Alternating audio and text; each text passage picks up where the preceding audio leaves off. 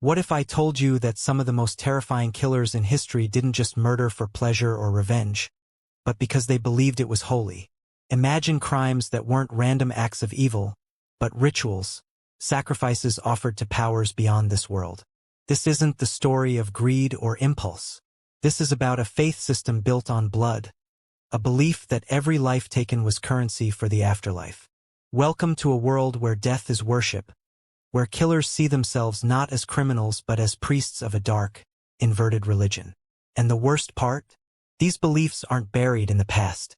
They've surfaced again and again, hiding behind familiar faces and ordinary homes.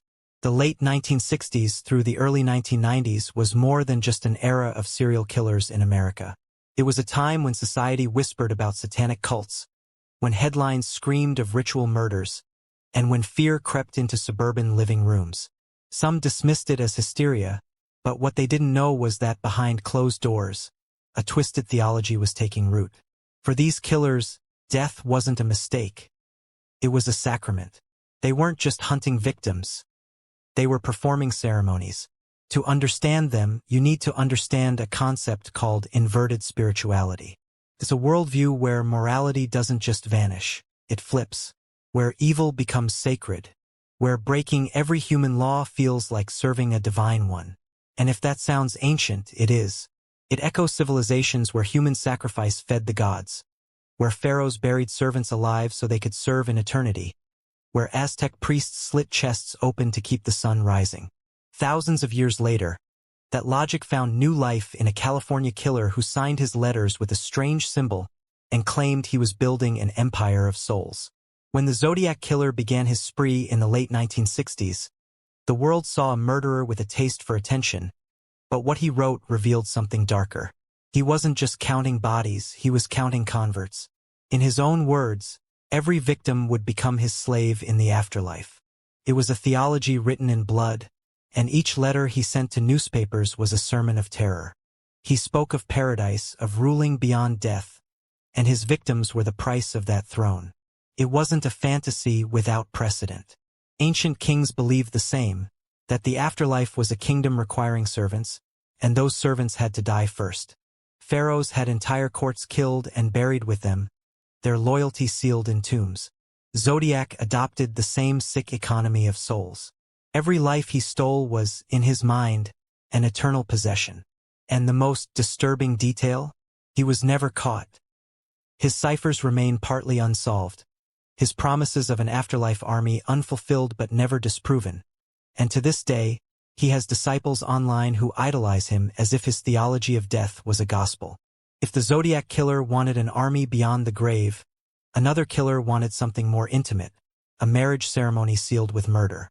Edmund Kemper, a giant of a man with an IQ that could rival geniuses, didn't just kill 10 people in the early 70s. He claimed them. He spoke of his victims as partners who could never leave him, companions bound to him forever. He called them his spirit wives, an idea that wasn't born in a vacuum. Throughout history, powerful men demanded their wives die with them to accompany them to the afterlife. Kemper inverted that ritual. He didn't wait to die. He sent them ahead, believing in some twisted way that he was creating a bond stronger than life. When you read his interviews, when you hear him describe speaking to severed heads for hours, you realize this wasn't about lust or rage. It was a vow, a ritual of eternal union, performed with knives instead of rings. If Zodiac turned murder into a monarchy, Kemper turned it into a honeymoon. But what happens when a killer doesn't stop at marriage? When possession goes beyond intimacy and turns into something primal, consuming another person to make them part of your very flesh? That's where Jeffrey Dahmer enters the shadows. To most, Dahmer is the face of horror, a man who lured and killed 17 young men, storing their remains like trophies. But Dahmer's own words reveal a motive far darker than control. He didn't just want their bodies, he wanted their essence. He believed that by eating them, he could keep them forever, that their spirits would merge with his, erasing loneliness and granting a bond death couldn't break. And in doing so, Dahmer unknowingly echoed tribal practices from Papua New Guinea and Africa, where warriors ate the flesh of enemies to absorb strength, or where cannibalism was seen as communion with the divine. For Dahmer, it was both possession and prayer. He prepared their bodies carefully, cooked the flesh, and ate it while surrounded by the lifeless stares of dismembered skulls. Add to that his obsession with The Exorcist III, a film steeped in demonic imagery, which he watched on repeat during his rituals, and you see the layers of this black liturgy. Victims who survived spoke of him rocking back and forth, chanting words they didn't understand. He wasn't just a murderer. He was officiating a dark mass where the altar was his kitchen and the sacrament was flesh. And yet, Dahmer wasn't the only one who believed he was serving a spiritual cause. On the other side of the country, in the sweltering streets of 1970s New York, a man loaded his .44 caliber revolver and whispered to an unseen master before pulling the trigger. He signed his letters Son of Sam and claimed he wasn't acting alone, because in his mind he wasn't. When David Berkowitz prowled the streets at night, New York City was already a city on edge. The summer heat mixed with fear as bodies fell and taunting letters mocked the police. But what the public didn't understand was that Berkowitz saw himself not as a lone gunman but as a soldier in a spiritual war. He spoke of voices commanding him, of a demon named Sam who issued orders through the barking of a dog. To skeptics, it sounded like the ramblings of a madman, but Berkowitz insisted there was an entire network. A cult stretching across the city, devoted to chaos and blood. In his confession, he named names, described rituals, and claimed that every trigger he pulled was a ritual act in a larger plan. His words tied the murders to Samhain, the Celtic lord of the dead, and linked his spree to a prophecy of apocalypse. The mission, as he saw it, was to bring the world to the brink, to tear the veil between good and evil so that darkness could reign.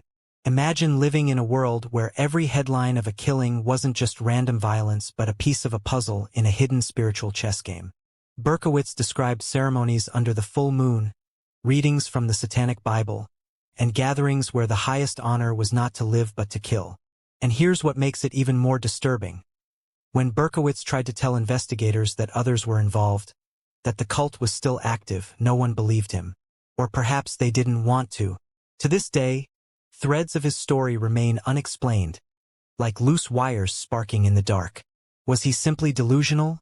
Or did his murders truly form part of an occult blueprint that never fully came to light? If you think these ideas are confined to the late 20th century, you're wrong. History is filled with murders carried out for reasons that blur the line between superstition and slaughter. Long before the Son of Sam letters, before headlines screamed about satanic killers, a wealthy man in Spain believed that human fat could cure disease. He paid for the murder of a young boy, and Francisco Leona, the man who carried out the crime, admitted that it wasn't rage or greed that drove him. It was ritual.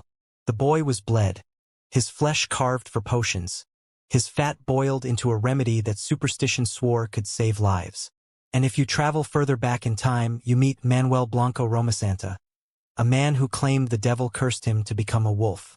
He killed 13 people and admitted to selling soap made from their fat, not as a cover-up but as part of what he saw as his supernatural destiny. His crimes were gruesome, but in his own mind, they were sacred.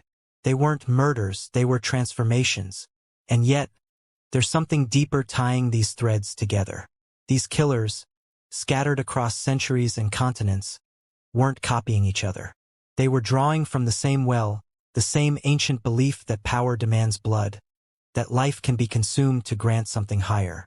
It's a concept older than written language, older than organized religion.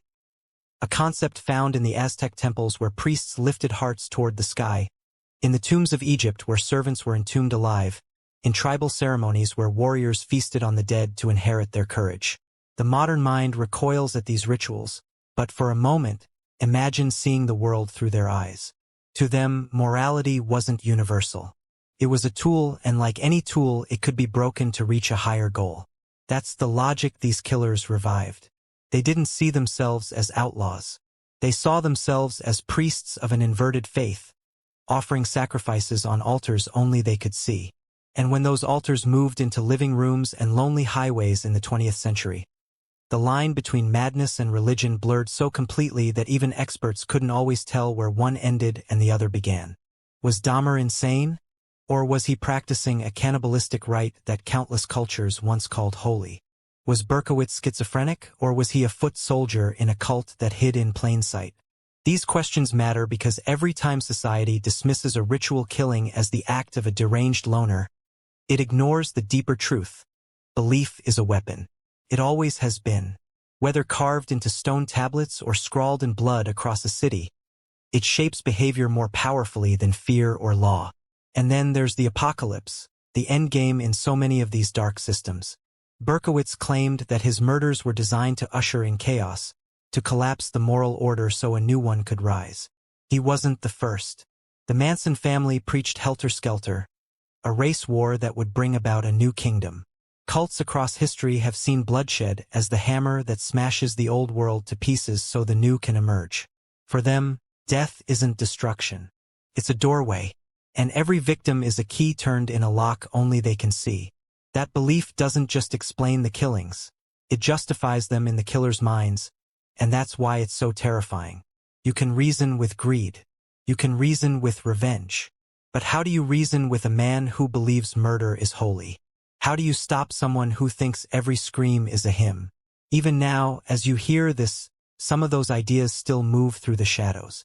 They've just changed their names, swapped their robes for leather jackets, traded stone altars for basement floors. Because belief doesn't die. It mutates. And as long as people hunger for power, as long as someone believes that breaking every law of man will make them a god, this story isn't over. It never was. The deeper you dig into these murders, the harder it becomes to separate fantasy from faith. Because when killers like the Zodiac claimed that every life he took would become his servant in the afterlife, he wasn't just inventing a story for attention. He was building on ideas that have echoed for thousands of years. Ideas found in the tombs of pharaohs, where servants were buried alive to serve their master beyond death. Ideas carved into Aztec pyramids where priests promised that human blood would keep the sun rising. When you read his letters, full of cryptic codes and strange symbols, you're not looking at random madness. You're looking at a man creating his own liturgy, his own gospel, where sacrifice was not sin but salvation. To him, the murders were a sacrament, and each victim was an offering on an altar only he could see. And if you think these beliefs were confined to the past, the truth will chill you. Edmund Kemper didn't just kill women. He believed they became his companions forever, his spirit wives. He spoke calmly about how murder was the only way to make sure they never left him. For him, the act of killing was intimacy, a twisted inversion of love. The same way some cultures buried wives alive with their husbands, Kemper believed he was binding these women to himself for eternity. He wasn't obsessed with their bodies. He was obsessed with their souls. That's what makes this so dark. He didn't think of himself as destroying life. He thought he was preserving it in a way only he understood. Jeffrey Dahmer went even further. He didn't just want to keep his victims close. He wanted to consume them. He believed that by eating them, he could make them a part of him forever, carrying their essence inside his own body. Sounds grotesque, but step back for a moment and look at history. In tribal rituals across Papua New Guinea, warriors ate parts of their enemies to absorb their strength. In ancient Europe, some tribes believed drinking blood gave them power. Dahmer wasn't a historian, but instinctively he recreated those beliefs. He didn't see cannibalism as horror. He saw it as communion. He even admitted that he watched The Exorcist 3 during his killings, that he chanted and rocked like someone in a trance. These weren't random quirks. They were rituals, personal, improvised, but no less real. And then there's the question no one wants to ask. Where did these ideas come from? Did killers like Berkowitz and Dahmer invent them out of thin air? Or are they fragments of an older system, a system that never truly died but went underground? Because the patterns repeat. Power through blood, immortality through murder, breaking the rules of man to become like the gods. These aren't new ideas. They're ancient blueprints, resurfacing when society begins to crack. And that's what makes this story more than just true crime. It's a mirror, showing us that the darkest parts of human history never really went away. They just changed costumes. Even when these murders feel isolated, like lightning strikes from broken minds, look closer. The symbols repeat. The language repeats. Berkowitz spoke of Samhain, the Celtic lord of death. The Manson family preached helter-skelter, a prophecy of a new world born from chaos. Cult leaders have promised power through blood for centuries, and their followers believed it. They still do. When police dug into the Son of Sam case, Berkowitz hinted at names, gatherings, even underground rituals still happening in New York. Investigators shrugged it off, called it fantasy, but to this day, some people believe he was telling the truth. And if he was, that means it wasn't just one man with a gun. It was a system, a network hiding behind ordinary faces, carrying ancient beliefs into modern streets. And maybe that's the most terrifying part. How ordinary it all looks. A quiet man in an apartment. A friendly neighbor offering candy. A hitchhiker giving you a ride. Evil doesn't always come in robes under a blood moon. Sometimes it wears jeans, listens to the radio, and pays rent on time. The killers we've talked about didn't look like priests of a dark religion. But in their minds, they were. Every killing was a prayer. Every victim was an offering. And in their own warped way, they believed they were touching something eternal. Which brings us to the question no one wants to face. Is it really over? Or is this story still unfolding in shadows we can't see? Because belief doesn't disappear. It hides. It adapts. It waits for a time when the world is weak and confused. And history shows that when society starts breaking, when people lose trust in everything they thought was sacred, that's when these old systems come back. They just put on new masks, call themselves by new names. But the core stays the same. Power through blood, salvation through chaos, transcendence through destruction. So the next time you hear about a murder that makes no sense, a killing with no clear motive, remember this. Sometimes the motive isn't money, or jealousy, or rage. Sometimes it's worship. A worship so twisted, so inverted, that it turns morality upside down and calls evil holy. And that's why these cases matter. Not because they're shocking, but because they remind us of something we'd rather forget. That the hunger for power, the hunger to become like gods, never leaves the human heart. It just changes shape. If you found this story as disturbing as it is fascinating, make sure you like this video, share it with someone who's into true crime, and subscribe for more deep dives into the darkest corners of history and the human mind. Because what we've covered today, it's only the beginning. There are more stories out there, stories that will make you question everything you thought you knew about evil, belief, and the thin line between the two.